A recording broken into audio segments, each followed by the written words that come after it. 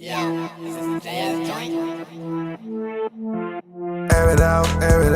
I had to clear it out, clear it out. I feel like Superman to tear it down. Call as a quarterback and send him out. I feel to air it out, air it out. I had to clear it out, clear it out. I feel like Superman to tear it down. Call as a quarterback and send him out. Take off. I'm on a rocket, a space dog. Bought a new car from Elon, wanna race. I've been asking how long is it gonna take. I've been cracking the car, had to break it safe. I've been riding my wrongs, had to change my ways. I was stuck in one place, so I had to shake. They try holding me down, but I found my way. Roddy Rich and so bicycle love me. Ride away, then my heart went on ice again. Find the balance, my patience been going thin. In the field every day till I reach the end. Popping up on your side like we out of bounds. Ain't no way that they think that it's stopping now. I've been waiting for my turn to come around. I've been waiting for my turn to come around. Air it out, air it out. I had to clear it out, clear it out. I feel like Superman to tear it down. Call as a quarterback and send him out. I feel to air it out, air it out. I had to clear it out, clear it out. I feel like Superman to tear it down. Call as a quarterback and send him out.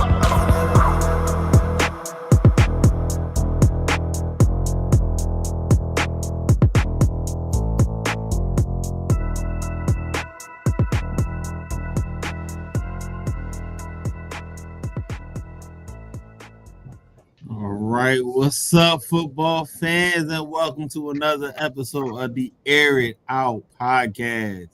So, I know it might be looking a little light today, but I mean, it's me, Coach Brax, in the building, and we got none other than, to my left here, Mr. CEO himself. Jerome, say what's up to the people, man. Welcome to the Wounded Birds podcast, aka the Air It Out podcast. We're some wounded birds right now, but we holding on. We holding on to hope. We holding on to hope. Listen, we both got one wing right now, and I ain't liking it. I'm not liking it. Yeah. Oh man, listen. We're not gonna dwell on the past. It's a lot of football still ahead.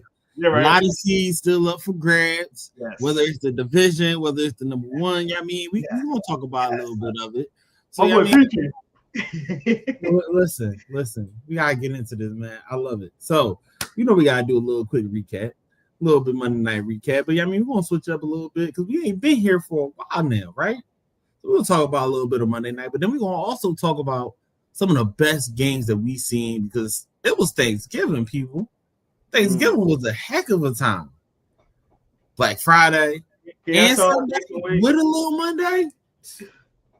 Yeah, we gotta talk, man. So let's talk about this Monday Night Football recap. A little bit of Pats, a little bit of Giants, Super Bowl rematch, but this ain't that Super Bowl no more. This ain't that. Drake May was out here cooking. And listen, Jackson Dart looked like he was about to be in a frying pan for sure. So, Rome, tell me about it. Tell me what you're thinking. Man, this Giants team, man, it's so bad. Look, out of those weeks where we was looking at this team and we're just getting excited because they had a little juice to them. They beat my Eagles.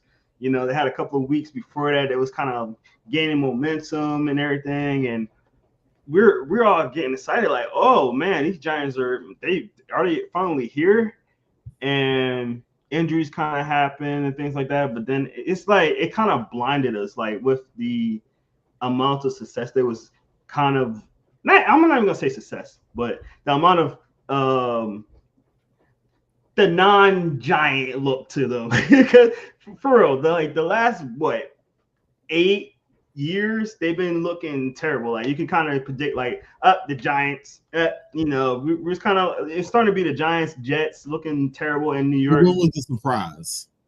Yeah. So then they started gaining momentum, scoring a little bit. So we were like, oh, okay, they had a little couple of sacks going on. Defense it was getting kind of like, it had a little swag to them, So we were like, ooh, the Giants. Nah, it was not a 2-11 team. They're eliminated from the playoffs. They had nothing to play for on Monday. So I was expecting them to do a little something. And the fact that my fantasy team relied on the Patriots kicker not to get 5 points, and he got it in like the first like quarter, and I was like, it's over. And I was like, man, it's over. It's over. And yeah, they had a kick return touchdown. Was it kick return or punt return? I can't remember. One of them. Punt return touchdown for 94 yards. Yeah, sorry, 96 yards at that. When I seen that, I was like, yeah, I'm not gonna pay that much attention to this game. And I'm not gonna lie, I was watching some anime while the game was on. So I was like looking at it. In the beginning, I was invested. Obviously, like I said, fantasy. And when I started seeing it, I was like, I'm gonna watch some anime. Then it started getting worse, and the worse it got, the less attention I started paying attention to it. So I just know the final score after that. So man, listen, this was a bad game for them. And what made it worse was the first quarter told you everything you needed to know about this game. Whether it was the amount of hits that Jackson Darks was taking, whether it was the fact that this Patriots team is a full team. Offense, defense, special teams. They are actually one of the complete teams of the NFL this year. And I'm a little upset to say that, to be honest. Like, it does not sound right. Because when you just said about the Giants for the last 2 years, they haven't been good. And for the last at least 2 to 3 years, neither have the Patriots. Mm-hmm. They've been straggling by either middle of the pack or one of the worst in the league. And we didn't think that they were going to be able to bounce back to become one of the teams right now that we see them to be. Like, fast, yeah. There's people starting to question, hey, is the Patriots about to start another dynasty? Are they going to try to build that powerhouse again where every year consistently they're top of the AFC East, top of the AFC? Like, we didn't see this coming. We thought maybe another year, maybe 2. Yeah. We still see a little bit of development from Drake May, but to see what they've done with this offense, this defense, and the way these guys are playing, you got to commend the Patriots. Yeah. The Giants, this is like, ugh. Yeah. And the crazy thing about the Patriots too is that like there was glimpses of greatness in their defense. So we always kind of like knew the defense was kind of good. They started getting some pieces over there. Gonzalez is one of the best cornerbacks right now, and the least best young cornerbacks in the league right now. And then last year we seen glimpses, here and there from Drake May. He's like, oh yeah, he seems like he's gonna be a serviceable quarterback. He's gonna be all right. But the fact that they're doing what they're doing right now with the talent they have on offense, because I'm not gonna lie, they did great with the offensive line. They've been building the offensive line for a while now, and they're starting to pay off. Drake May showed a glimpse last year. I didn't think he's going to have this big of a jump that he's having this year. But the weapons that he has, Keyshawn Boutte, Stephon Diggs, who's the other receiver they got? They got a couple of receivers that you're like, all right, Keyshawn Boutte, nobody really knows who he is. I knew him from LSU. I thought he was going to be a solid wide receiver. I didn't think he's going to be as good as he is. Stephon Diggs having a resurgence year after he didn't look that good after he left to Buffalo, and with the Texans. And yes, he had an injury last year, but he wasn't like, oh my God, Stephon Diggs. They got Stephon Diggs. When they got Stephon Diggs, it was like, all right, he's a veteran guy. We don't think he's going to be that well. So it's like with all the pieces that they get in, and like even the running game, like they don't have anybody that's like a dominating, talented force on their offense outside of Drake May. So we're just looking at it and like, all right, Drake May's there. He don't have a lot of talent. It's gonna take him, I think next year they'd be fine, right? This year they're like 1 or 2 years ahead of schedule, which is crazy. And they still have one of the best salary cap situations in the league. It's like, ew.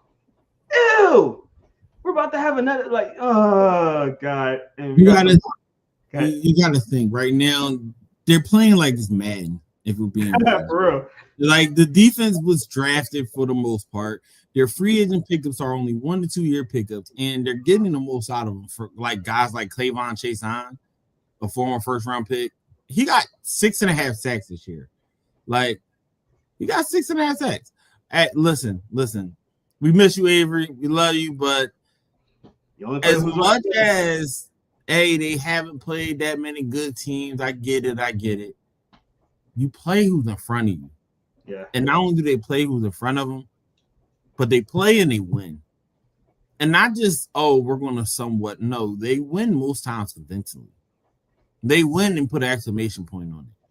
They win and show you that, yeah, Stephon Diggs is an old veteran, but he was a all-pro receiver. He was a Pro Bowl receiver for multiple years, who was a serviceable number one. Now he's able to be that veteran leadership for guys like Pop Douglas, who's a second, third-year receiver, starting to come to his own in the slot. A second, third-year receiver in Kayshon Boutte, who realistically can be a solid number two in the right system, which he's in right now. And they're not solidified at the receiver spot, but they have good tight ends. They got Austin Hooper still, and they have Hunter Henry. Both tight ends are very solid receiving and blocking tight ends. You know, and that's another thing too. Even both of their tight ends who came from another place are playing above where they usually play. Like we see those two tight ends, we're like, oh, okay. Like, would you draft those guys in your fantasy? If you do, you're gonna draft them way late, like the 12th round. No, I try to get Hunter Henry later on in the round because I know he's still gonna be productive, but never a top guy. But yeah, that's what I mean. He's not gonna be a number one tight end. You know what I mean? So it's like coming into this. Go ahead. No, this team, man, it reminds me of, how do I say this? It reminds me of when the Lions first started getting good. They had two solid tight ends that can, pass catch, run block pretty well. The line was solid. They had at least a workhorse running back and a young guy that was doing well. And they had at least two good receivers. One, is solidified, and one is starting to come into his own. They look good with the defense is playing behind their head coach. Mm-hmm. So, I love to see this, if I'm not mistaken. Like, am I tripping or am I not seeing the Lions from about 2 years ago? 3 years. Oh, actually, yeah, about 2 years ago. Yeah, I could see it. And like you said, like the Lions, they had 2 first-round picks in that 1 year. They got Jahmyr Gibbs and the tight end Laporta. And a lot of people was like, "Ew, why would you get those two guys?" And look at the offense. And this is kind of where the Patriots are going right now. Before we get off the subject, I do want to go through their schedule real quick. So week 1, they lost to the Raiders. Week 2, they beat the Dolphins. Week 3, they lost to the Steelers. Now the two teams they lost to, you would be like, why? How? Yeah, does not make sense. Let's talk about the rest of the games, by the way. The Panthers, the Bills, the Saints, the Titans, the Browns, the Falcons, the Buccaneers, the Jets, the Bengals, the Giants, and that's the rest of their schedule. They got bye week this week. So I see where Avery's saying. It is a lot of teams, but it's like they doing what they're supposed to do. You play who's in front of you, man. Let's not discredit. Hey, they lost to 2 bad teams. Let's be real. They lost to 2 bad teams. The Steelers and the Raiders. I agree. Yes, for sure. But you got to think now about this. Didn't they go to the Bills at the Bills and beat them? A team that they struggled with the last few years. Yeah. Then they had the Bucs, who we all considered a very good team, or at least a solid team this year, dealing with some injuries on offense to some of their key pieces at that. Baker was having them cook. Was he not chefing it up in the kitchen most of the season? And they went and still beat them in a shootout pretty much. They might not be playing the best of teams, but they're playing people and they're winning. Now, the best 2 teams they're going to be playing the next 2 weeks is the Bills and the Ravens. So we'll see how that goes, because that's their best teams, and both of those teams are struggling. The last 2 games is the Jets and the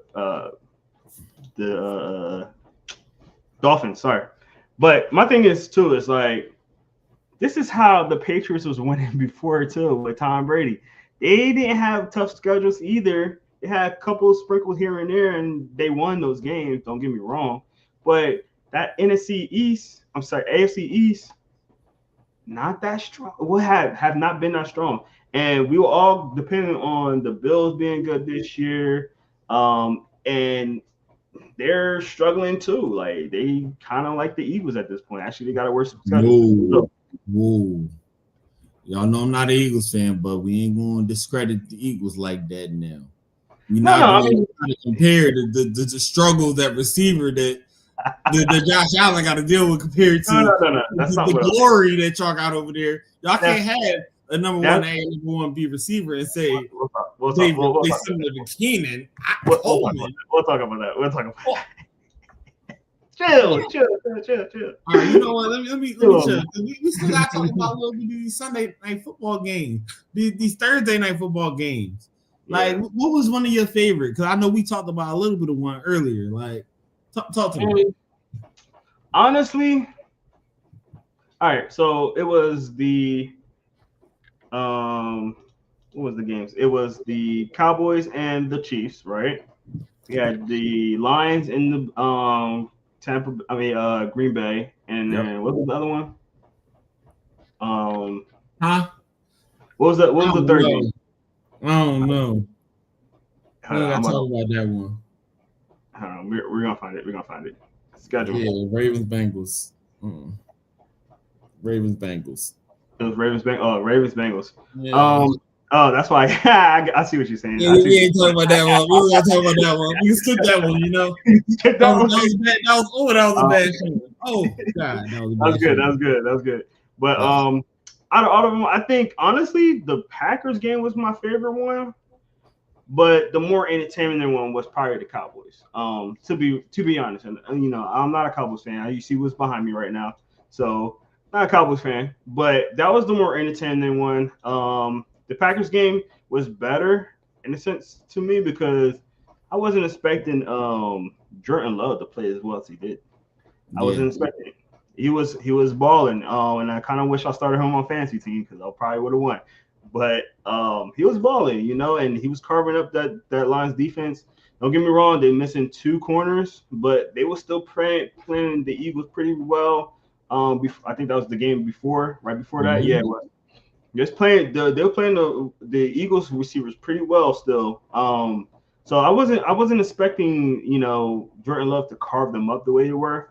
I was expecting the Lions to really run on the Packers defense. And it didn't kind of go that way. So I that was my favorite game, but I gotta say the Cowboys and the Chiefs game because it was a little bit more excitement to it. It was a little bit more like both teams needed that win to still be in playoff contentions. I think the Chiefs are still in it, but the Chiefs really needed they needed it more than the Cowboys, and the Cowboys pulled it out at the end and won the game. And 2 weeks in a row they played 2 of the Super Bowl teams and beat both of them. So listen, I can't actually go against you on this one. Like, as much as I want to talk crap about the Cowgirls, that might have been the game I was watching the most that day other than my game. My game disappointed me, so it can't be the best game. But that the Chiefs game, that mattered for me. I needed the Chiefs to lose because we don't have that tiebreaker over them.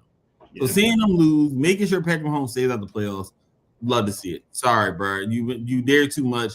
Give someone else a chance. Go home this year. It's okay. You got 3 in your trophy case. Hold on. We can add the 4th one later down the line. Chill.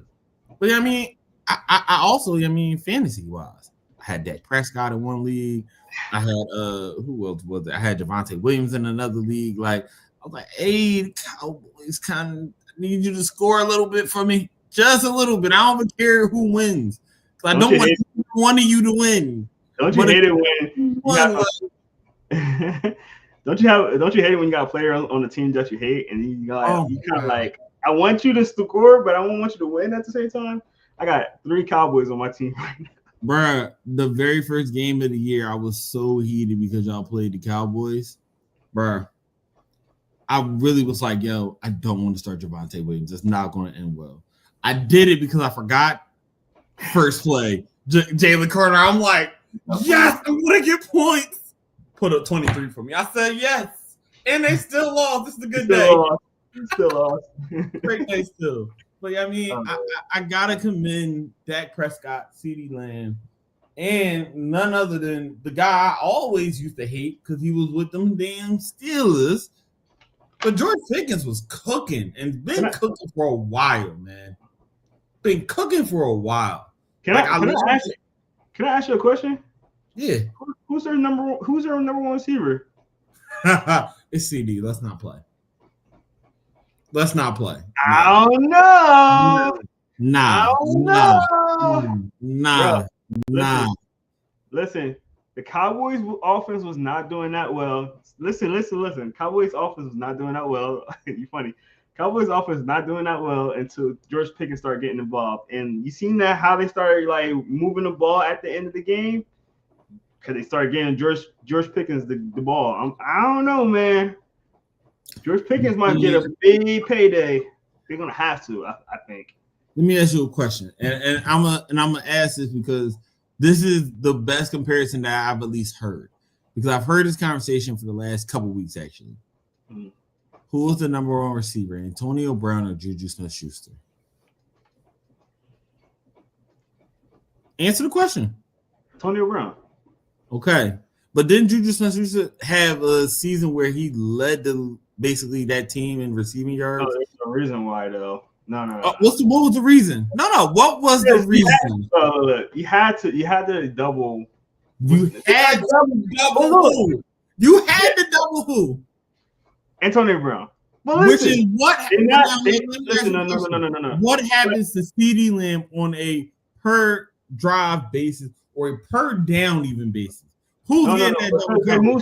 They move CD around though. That's the thing. CD is in the slot more than he on the outside half the time. All right, cool. And you still telling me that CD's not either getting double or triple coverage or some type of bracket? Not necessarily, no. In that slot, he still sees bracket coverage because no matter what, one, that outside corner is looking for anything low if they're not in man. Let's be real. They're looking for that slot to come over to their side. The linebacker is waiting for him to try to cut in the middle, and the safety's waiting for him to beat the nickel and try to go over top. He always is living in bracket coverage. And if you're living in bracket coverage like that, who's now going to be open? Okay. All your other guys in one-on-one situations. I got a good argument. And George Pickens is a killer in one-on-one. I got a kind of argument with you. CeeDee Lamb was out of the season for about 4 games. That did not stop George Pickens. How many targets did he get during that time frame? Of course, he's gonna get all the targets. He's basically T. Higgins. Huh? He's a faster T. Higgins right now. Let's not do that. Stop. He's a faster T. Higgins right now. Stop. What happened when Jamar Chase didn't play one game? Who got majority of the targets? T. Higgins, yes, but Jamar Chase is getting. Did he do it for the same amount of games? Did he do it for the same amount of games? Did he do it for the same amount of games? Again, we've seen T. Higgins produce in the same amount of time frame if Jamar Chase isn't there. This is not something new. We've seen that happen. They have 2 number ones. Thank you. No, stop it. Thank you, stop it. This is why I need my guy back, man. We need to get out of here. This is why I need my guy back. Listen, again, they're both number ones, but in that offense, CD is the number one receiver. Period. There is no debate about that. Yeah, of course. He is the number one. No, he's not. No, listen. No, it's not. They made that offense, and that offense works for him. George Pickens is just the thing to unlock. That's like saying Devontae Smith is not don't get the ball because AJ Brown. Bro, what? Like AJ Brown do not make Devontae Smith get more targets. I mean, who you throwing the ball to first? 4th down, 4th and 10, 1-on-1, both of them. Who you throwing it to? CD or George Pickens? George Pickens, because I know George Pickens gonna grab that thing and like CD been dropping a lot of passes, bro. CD been dropping a lot of passes. Based on history, based on everything else. Why would we not go with CeeDee Lamb, who we seen is more productive and has done more when he is by himself? Because we seen what George Pickens did when he was by himself, really, with Correct. the Steelers. Yes. Correct. Yeah, You he seen it was with a the, you seen deep it with the ball Cowboys guy, and that too. was it. You seen it with the Cowboys He's a too. deep ball threat, and that's it. Okay. I mean, bro, And but with that Avery, one-on-one coverage, I'm not going to say that he can't beat. I'm yeah. not going to ever say that. He's great in one-on-one, getting a good bit of getting open to catch it because he has such a good catch radius, his height and his length. But again, it's CD. CD separates, just like Avery said, and makes himself available. I would trust him on any other route other than a slant, a go ball, and a post versus Pickens. Those are the three routes that I'm going to give Pickens over CD. A slant, a go ball, and a post. I'm not saying this to say CD's not good. It's really good. He been having a case of droppies lately. He's still really good. You still got to cover both of them. But in my opinion, like George Pickens, like you said, he creates openings. He gets open because he creates openings because of his catch radius, and that's what made Devontae Adams so good. You know what I mean? And it's like for me, I'd rather have all right. I throw it up, put my faith in this guy to catch the ball than to throw it to him and worry if he's gonna catch it or not. George Pickens consistently been very, very game changing for the Cowboys all season, even with CD out. So I can't say that it's CD because we've seen George Pickens go crazy without CD. You know what I'm saying? And the last game that I just witnessed, nothing. The game that I just witnessed, the Cowboys looked a lot better once they start giving George Pickens the ball at the end of the game. I just leave it there, though. You know what? We're gonna leave it there because we can talk about this all night. We love the receivers and all of that, but we gotta move on because I'm tired of talking about the Cowboys. It's making my stomach hurt. Yeah, and we both know, and I'm gonna say this now because I don't know why you tried to say it earlier. We both know the Cowboys ain't getting no number one seed in the NFC at all. Correct? We said this off screen, right? And now we were talking about seedings, and it's actually a good transition to our next topic. But we was talking about seedings for the number one seed, and what I said was mathematically, the Cowboys have a chance. Mathematically. And I said, if you watch the game, they're not making it. So let's really talk, Jerome. Who's making the number one seed in the NFC right now? Who do we got? Because we got a lot of teams up for grabs with this. Like, let's be real. Like, there's 3 to 4 teams that have a 9-3, 9-4 record alone. 3 to 4. Every division is still up for grabs. You got, let's see, Eagles at 8-4. You got the Bears at 9-3. The Packers at 8-3-1. You still have the Rams and the Seahawks at 9-3, and the 49ers at 9-4. And then, Jerome, who's our sneaky teams? Who's our sneaky teams? I know we got a couple of them, right? Yeah. I think it's a couple 7-5, maybe 7-6 teams, I think. Buccaneers. You got the Lions still in it. We got the Panthers still in it. It's the NFC is so, and we got 5 games left. We're gonna see one tomorrow between two of the NFC teams that are in playoff contention. It's hard for me to say, and especially with me with my Eagles bias, it's gonna be a little hard for me to be like the Eagles still can't get that number one seed, even though our offense is telling me otherwise. But for me, it still has to be the Rams. It still has to be the Rams. I know it looked terrible last Sunday. I know they they didn't do that well against the Panthers. Allowed them to come in, gave them turnovers, things like that. But if you're looking at who's the most complete offense and defense, it will have to be the Rams for me. They can get to the pass rusher. Got some solid guys on the outside for the DBs. Obviously, the offense running really well with Devontae Adams and Puka Nacua. You got Stafford there. The running game is good with Kyron Williams and my boy Corum. So I would have to say them still, even though they just got that L.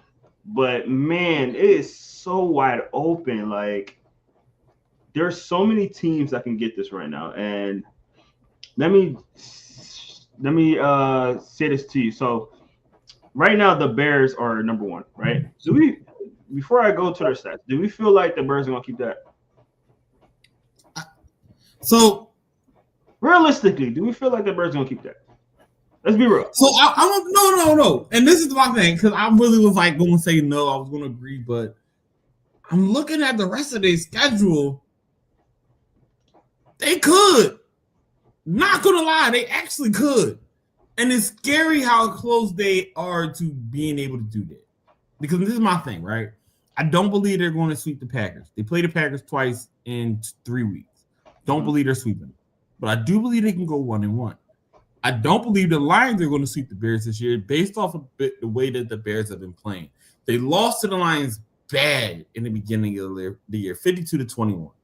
They're going to come back for vengeance, and they're at home this time.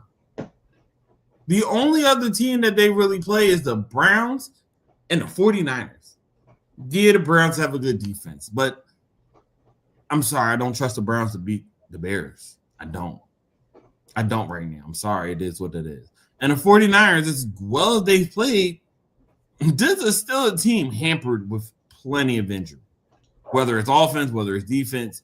And we've seen this year, if Christian McCaffrey does not produce, this team cannot win. Yeah.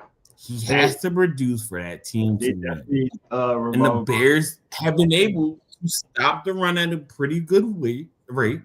And on top of that, they've been south and getting turnovers. That's true. That's very true. I can see them beating the 49ers and the Browns. I can see them going about 4-1, 3-2 in the last few games. They have the chance to do it. So I can't knock them out, honestly. As much as I would like to, their schedule, the way they've played, is set up nice. I agree. And they do got the tiebreakers over most of these teams, which helps. And I do want to, I want to preface this because again, we already know what my team is. But like, if we could get our stuff together, like the rest of our schedule is easy too. And we got the tiebreakers over most of these teams. We got tiebreakers over the Rams. We got tiebreakers over the Buccaneers. We got tiebreakers over the Packers and the Lions. So if we can get our stuff together and the Bears like slip up 1 or 2 games, the Eagles can slide back into that number 1 spot. Really, realistically. Yeah. I mean, we got we got Washington twice. We're about to play Chargers now with a banged up Herbert. What's the other teams we got? She might not even have to play Herbert. Yeah, he might be out. Who's the other 2 teams we got to play? I've already played the Giants twice. I played the Cowboys twice. Yeah. You play the Commanders twice in the next 5 games. So, like, yeah. Again, I like you and honestly the Bears to get the number 1 seed when we're talking NFC. NFC at least. Those are my 2 favorites. I like the rest of the teams, but I don't see the Rams, the Seahawks, or the 49ers making it due to the strength of that division alone. Yeah. So look at the division. Only the 49ers has played majority of the division games. Yeah. I think the toughest game on this little 5-game stretch is the Bills. We played them in 3 weeks. After the Chargers, we're going to play the LA Raiders. Let's be real. As long as Saquon can at least give you some rushing yards in the 4th quarter, the Bills realistically should not scare anyone. They should not. And realistically, they should not be where they're at now. They're not that team. I agree. A lot of teams this year have shown to be really good against people that they shouldn't be. And there's teams that's shown to be really bad when they're messing and killing themselves. They're messing it up and killing themselves. Yeah, they are. And I give you 2 great examples. The Ravens is a bad team that's killing themselves. The Eagles is honestly a good team killing themselves. Both for somewhat similar reasons. Dumb play calling, whether it's misusing your weapons, or just simply injuries. But both, honestly, should be two of the best teams in the league. Period. Yeah. Not I think deciding whether or not they're the best. now that you talking about it too, and the Bears are actually going to play the Packers this week. I think the Packers are going to be the biggest obstacle for the Bears. Yeah. And they know each other too, and that's going to mess up the Bears. It really is. And like I agree with you. They might either split, or if the Packers are going to stay hot as they have been, and you know they got a really good defense. I think the Packers really is Jordan Love and Jacobs. I think those two, if they can stay hot, those two can stay hot on that team, and that defense play the way they are. I think they might take the division. To be honest, if they can continue to show me what they showed me last week. I'm not going to disagree, but we got to also think they're not the hottest team out of the two. The Bears are. Yeah. The Bears have been on like a 4-game win streak right now, and ever since the loss to the Ravens, where it was 30-16, they've been in some shootouts. They've been in defensive games. They've been in offensive games. They've been in games where it came down to the wire and have made field goal at the end. Yeah. They're finding ways to win, and this is not Bears ball at all. This is not the Bears we know. We know the Bears either be back in the early 2000s, late 2000s, a defensive team, can run the ball pretty well, but that's about it. This team can pass the ball. They can run the ball clearly, and their defense is doing enough to get them where they need to be. They're not the most. My question too is because Ben Johnson's doing a really good job with that offense. He really, really is, and he's bringing some dynamic that I wish the Eagles had on offense. Like some of those play calls, I'm like, where is this for the Eagles? But my only thing is too is like Caleb Williams is playing well still, but at least against the Eagles, he was struggling a little bit in the first 3 quarters, and then he kind of like got his rhythm in at the end of it, but he was struggling a little bit, and I'm still concerned with some of his off-script plays sometimes because he gets kind of wild with it, and he almost turned over a couple of times that game. Lucky he didn't, but he almost did. So I'll say him being a great playoff guy, but at least for the regular season, I give you that. For sure. All right, man. You want to get to the next topic? Listen, I kind of like the Lions though, but you know what? We're not gonna go into it because the next team they play is the Cowgirls, and we know what's about to happen to the Cowgirls. Oh man, they gonna give it up. I'm sorry, they gonna give it up. See what I did there? The Cowboys? Oh yeah, you know they gonna give it up. Come on, man. Oh yeah, I love Overshawn, right? But it's a little quick for him. A little strong for him. Gibby's gonna be gone. Gone is not the word. Gone. He's carving up the Packers. I'm not gonna lie, and that's another thing too. Like, you know how we talk about Christian McCaffrey for the 49ers? It's the same thing for Gibbs with the Lions, honestly.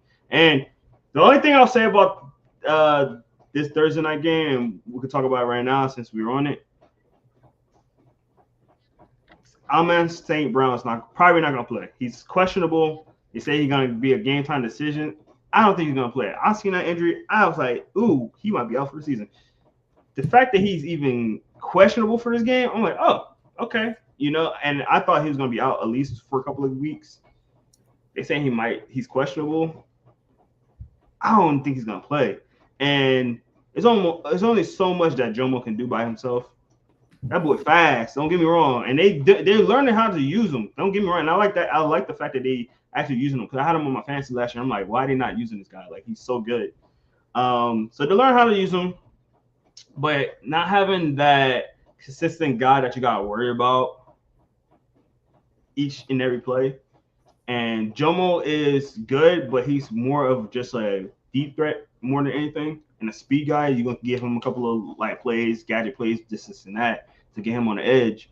But, you know, Jared Goff's going to have to really rely on that running game. Honestly, he doesn't have to just rely on that running game, even though they have, again, a great two-headed monster. They still have David Montgomery. They still got Gibbs. We know what they're going to do. But without Amon-Ra St. Brown, cool. Bring 12 personnel in and make this a more, we know that we can run the ball. We've shown that we have trust in our young guards because we are fine with our center. We're fine with our tackles. It's that young guard tandem that's really the determining factor. Those two step up. They can run that ball, play action all day with those two good tight ends in Brock Wright and in Sam Laporta, and keep J-Mo over the top to keep them safeties back. That, along with, and let's not say that he is Christian McCaffrey. He's not. But he has enough receiving ability to make something happen. Yeah. And Jahmyr Gibbs. So, listen, they can do it. They have the weapons. What do you think is all right? What do you think I'm gonna say is the biggest thing that's messing up the Lions offense? Realistically, Jared Goff. Not even. Because Jared Goff is I hate to call players this, but he's kind of a system guy anyway. Like he goes by, what the offense go and the different misdirections, play. That's why I said him. He is a system guy. Yeah, but what's killing the offense right now? Sam Laporta out for the rest of the season. That is killing them.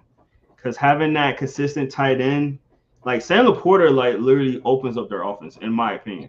You know what I mean? Because you already know what the running back's going to do. You already know what St. Brown's going to do. Who's going to get that intermediate, kind of looks when we doing the play action? It's going to be Sam Laporta. And when you start opening up, when they start honing in on, the running game and start honing on St. Brown, then you're thinking, all right, cool. Who they got now? Sam Laporta was opening up the offense a lot. You get what I'm saying? And now that they don't have him, it's kind of a struggle. And they're trying to, utilize some of the other tight ends. I was watching them when they playing the Eagles. I was watching. I'm like, bro, they trying to use these other tight ends. It's not working. It's not working. And Sam Laporta not being there is hurting them a lot. Yeah, I don't remember when he got hurt. That's the crazy part. Because my thing was, I think the game before the Eagles or 2 games before the Eagles, something like that. Oof, yeah, that's bad. I ain't even want to watch him against y'all. I really didn't, because I'm gonna let my wife watch that. But if we being real, knowing that, I really don't know about this Cowgirls game now. At least I had that to lean back on, because, like you said, man, the Lions, honestly, with that setup that they had, can attack you at every level. They can attack you with a hard-pounding run game, David Montgomery. They can give you the lightning and the speed of the power of Jahmyr Gibbs, either inside, outside, in the receiving game, whatever. Then you still have J-Mo over the top, St. Brown with a critical third down catch, and all intermediate is Sam Laporta. Yeah. You took away your intermediate. You took away your third down. If we stop the run game and we put 2 safeties back. Yeah, and don't lose the fact that Sam Laporta was a good blocking tight end as well. Oh, he is. So, you starting to notice that the Lions are scheming up their blocking tight ends now. They pick 2 tight ends on one side, chip block and go out, stuff like that. They've been doing a lot of stuff like that to kind of alleviate the fact that they don't have Laporta. But Laporta is a really good blocking tight end. I've never seen him play early on in the year. I never seen him play Tesla until more recently. Yeah. And that's only because, again, he's a big body guy, can stand in there and give probably a good block, pretty solid hands. But does Tesla fear any? Do we fear him? Or do we name some people? He been making some nice catches. Don't get me wrong, but he's like a highlight catch guy. He's kind of he's like a I don't know. I'm showing my age a little bit, but what's his name? Jason Avant. You know who I was gonna say? Who's that Commanders guy? The former bust we all thought was gonna be a bust that decided he was gonna down the catch. Oh no, Mr. Traylon Burke. That's what he's looking like right now. He's like, crazy. Yeah, crazy catch. I still think he's a bust, but still bust for sure. Yeah, but we gonna call it what it is. So, Jerome, what you thinking? What's your score? Who we thinking winning? Like we talked about it enough. Give me a score prediction. Man, my bias kills me on this because I'm trying not to be biased. I'm trying to think of everything. This is gonna be a close game, I think. And the reason why I say that is because Cowboys defense still is improved, but it's not where I think like it should be still. And I think that a good team and a good schematic team like the Lions can get to the Cowboys. So I kind of want to see how the Cowboys defense is a little bit more. Just 10, I think it's like the third. This is going to be their third week with all their pieces kind of coming back from the injury, and the two new pieces at the defensive tackle spot. And they look improved, but I don't think they're good yet, especially on that back end. So with that being said, I think it's going to be a close matchup. It's going to really depend on how the Lions defensive backs play. They got both of their corners are out again. Rocky Scene, who's a Temple guy, played pretty well against the Eagles. Looked okay last week, not great. He gave a couple weeks last week. So I want to see how he does this week. Maybe he'll bounce back a little bit, but I'm going to say 24-21 Lions. I like that score because I had 20-17 Lions. And I say 20-17 because I don't think either one's going to be a real big shootout. I do know both will have at least 1 or 2 touchdown passes, depending on who will go to. But it's really going to come down to that defense. And I trust the Lions defense overall better than I do that Cowboys. And honestly, it's kind of to the point that you made. I don't think that Cowboys defense is solidified enough to fully do it. Now, they do. I'm going to say this here, and I'm going to tell everybody now. If they do, Quentin Williams and that defensive line is going to have at least 5 sacks. Let's call it what it is. That defensive line, Quentin Williams, are going to combine for 5 sacks, and Quentin Williams is getting 2 of them. Because if those 2 young guards don't know how to stop a All-Pro, a Pro Bowler, and Quentin Williams, that's going to be the matchup. Corners, receivers, all of that is kind of iffy. That's going to be a one and done. But there's always that. David, I like you. I do it all the time, man. And I still have to ask my students, how are you a fan of a team you've never seen make it to the championship game? How are you a fan of a team you've never seen go past the second round of the playoffs? How are you a fan of a team where the running joke is, it's about that time, y'all. It's our year. It's our year. Playoffs. Listen, man, we would have did this better, man. Listen. Right now, it's our year. It's our year. We're in about 4 or 5 more weeks, y'all. It's gonna be, man, we just would have, and that's what it is for the Cowboys. Man, Dak Prescott's gonna be 80 years old, and he's like, "This our year." Listen, I can't wait to hear it, and I still get to laugh. Listen, I think also too, we gotta think about one aspect that a lot of people keep forgetting about the Lions. Their defensive line is really good, and with my boy Aiden Hutchinson, that boy is nice. That boy is nice, and he's always in the backfield. I was watching the game even with Jordan Love kind of carving him up. Aiden Hutchinson's in the backfield almost every play. So if he can get home a couple of times, yeah, I know Cowboys got those receivers, but if Aiden Hutchinson start wrecking that game, and Cowboys offensive line is not that good either. It's okay. Listen, they got nothing but Tyler on the offensive line. In fact, you got 3 Tylers is crazy. Yeah, it is. But that's weird. Listen, I always thought of like, why do y'all have 3 Tylers? And I think they're all first round picks too, if I'm not mistaken. They are. They are. That's weird. But hey, it's what they like. And let's be real. Much as Aiden Hutchinson is a problem, everyone be sleeping on him, but this is why he got paid. Alim McNeil, D tackle, has been a dominant run stopping force and has been able to, at least the last 2 years, really start to get some pressure as a pass rusher from that spot. Mm-hmm. That's what's truly helped to unlock Aiden Hutchinson. Because now you can't just try to double and chip him. You got to give more attention to the inside. And then having Muhammad on the other side this year, having a resurgence year, it's been great for him. Aiden Hutchinson has truly been able to show what he can do when he has partners in crime. Correct. Not one, but partners. And I love to see it. So, I mean, again, Lions 20-17. That's what I'm saying. And I'm calling it now. The Cowgirls win somehow. Give Quentin Williams 2 sacks, get that defensive line 5, and we're calling at least 2 Jared Goff picks. And probably one for a pick 6. Let's be real. When the Lions bad, Jared Goff is bad. And he's throwing picks.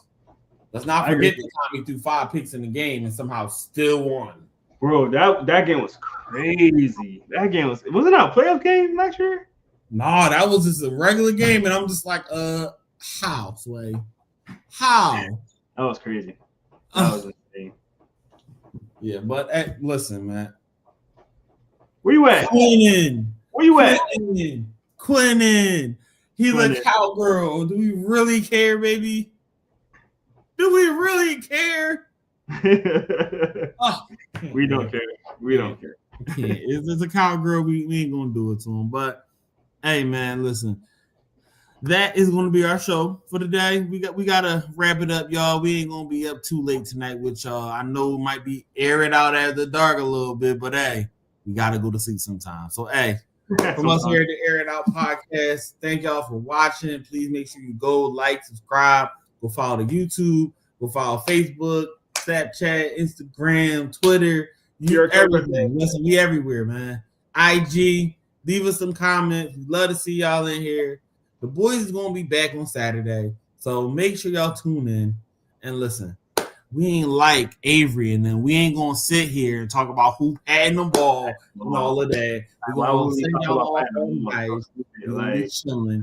We're going to talk about how my Ravens need to start handing the ball. Oh, my God, he said it. He tried it again, but hey, listen, what we need to do though is hand the ball to Derrick Henry.